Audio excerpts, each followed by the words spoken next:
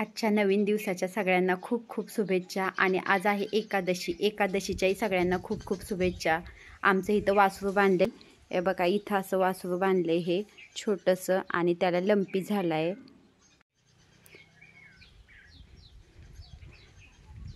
त्याच्या शरीरावर गाठी आल्या होत्या पण त्या आता कमी झाल्या, त्यामुळे इतर जनावरांपासून त्याला वेगळं बांधलंय.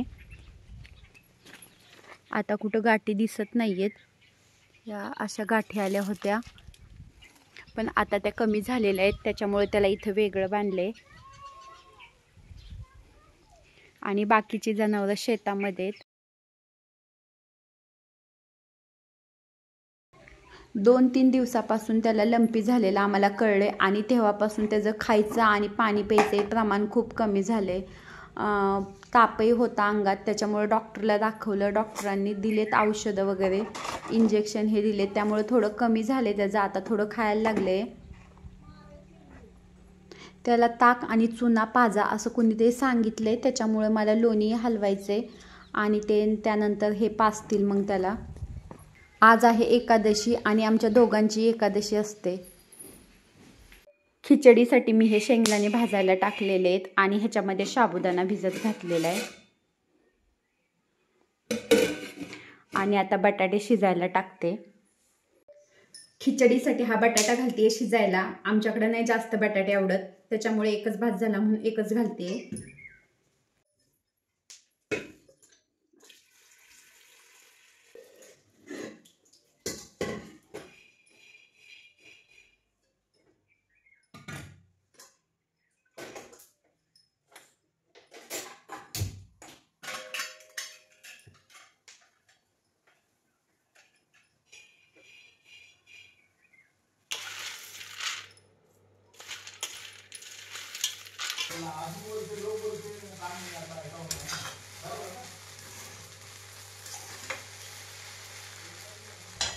देवाच्या नैवेद्यासाठी ही खिचडी काढून ठेवलेली आहे आणि देवाला नैवेद्य दाखवून आम्ही आता दोघं बसलोय खिचडी खायला.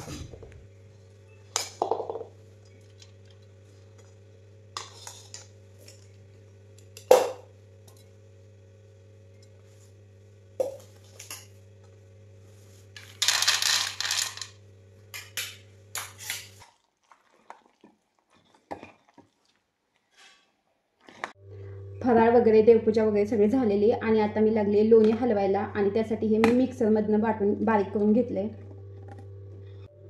आणि आता मी लागली लोणी काढायला. लोणी भरपूर आहे, त्याच्यामुळे मोठीच कढई घेतली आहे.